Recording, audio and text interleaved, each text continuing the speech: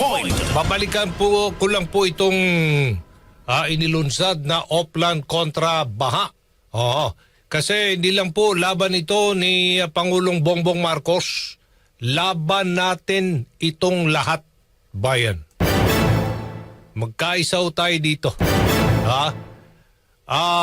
Greater Metro Manila Waterways Clearing and Clearing Operations, Clearing and Cleaning Operations, mas pinalawak pa po ito at tuloy-tuloy na programa upang linisin, hukayin, isaayos yung mga pangunahing daluyan ng tubig dito po sa Metro Manila at mabawasan yung mga pagbabaha, mapabuti ang daloy ng tubig. So, ang tawag dito, Oplan kontra Baha, at ang programa ay inilunsad diyan po sa Parañaque City. May creek ko dyan, Bali-Hatar Creek, Barangay San Dionisio, lungsod ng Parañaque. Dahil po sa siltation, yon, basura. Kaya't kinakailangan linisin na talaga, palalimin pa, ayusin ang mga estero at mga spillway para tuluyang makadaloy ang tubig. So hindi lamang isang beses ito gagawin yung paglilinis. Isasama po sa taunang operasyon ito ng DPWH, Department of Public Works and Highways. Malaki ang maitutulong, mayambag ng taong bayan dito kung itapon lang natin sa tamang tapunan ng ating mga basura. Huwag ho tayo pasaway. Hindi to minsan lang gagawin, ha? Katuwang ho tayo rito, bayan. Magkaisaw tayo. Patuloy na gagawin po ito at hindi po ito titigilan ani Pangulong Marcos Jr. at kasama na ito sa MOOE. Ito'y gastusin po ng DPWH maintenance na kailangan nilang gawin taon-taon. Sa unang yugto ng Oplan kontra Baha ay magsasagawa ang Department of Public Works and Highways malawakang paghuhukay, lilinisin yung mga yung mga critical na daluyan ng tubig here in Metro Manila at alisin ang mga naipong mga basura. Sino ba nagtapon ng basura? Hindi tayo. Diba? Yung bang itinatapon natin basura, ibabalik din sa atin yan. Ano ang resulta? Baha. Masisira ang ating mga tahanan, ang ating mga ari-arian, huwag naman husanang may mamatay, magkasakit. Yan ang problema. Meron May mga leptospirosis cases. May mga nalulunod sa tubig baha. Yan.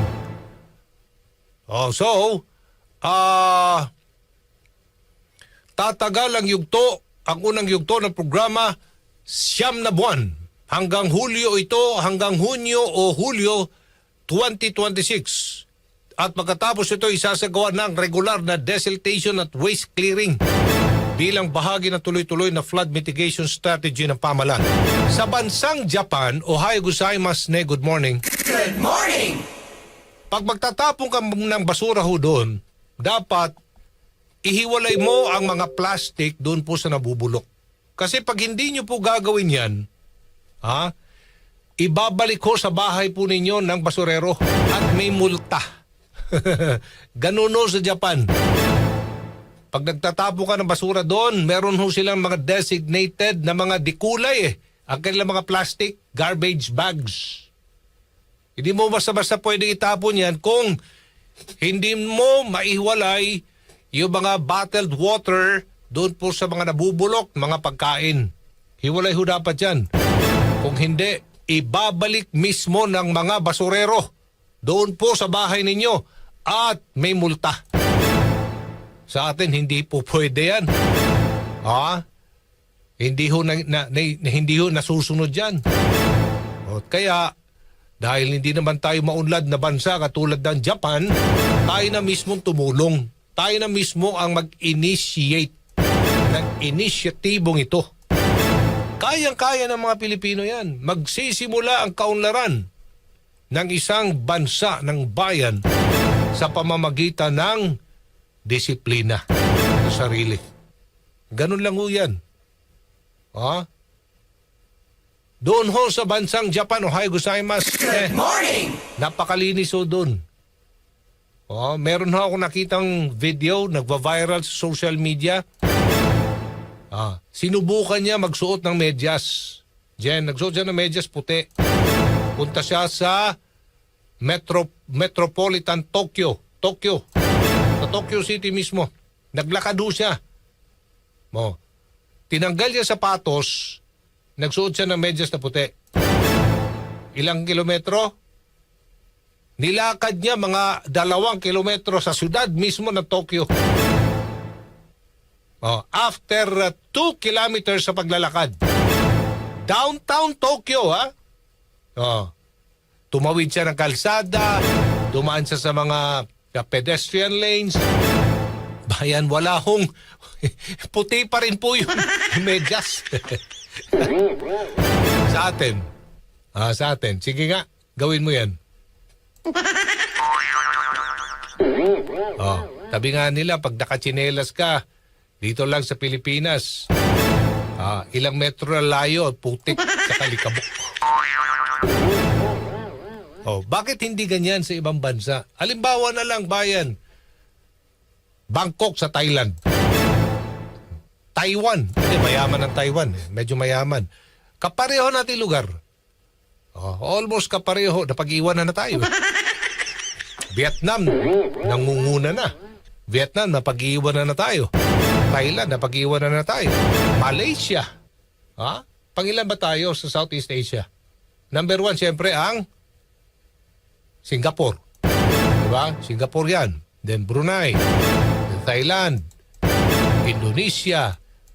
Vietnam. Ano pa ba? Yan. Sumunod ng Pilipinas. Then Cambodia. Then Myanmar. Laos. East Timor. Sa kalinisan, dun tayo dapat mayabang.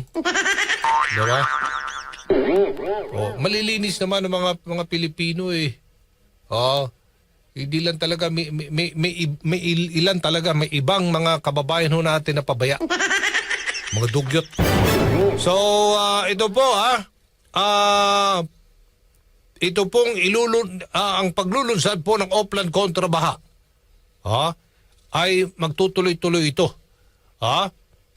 Layunin ng programa, hikayatin ang ating mga kababayan, linisin, hukayin, itisaayos sa mga pangunahing daluyan ng tubig dito sa Metro Manila, mabawasan ang pagbaha at mapabuti ang daloy ng tubig.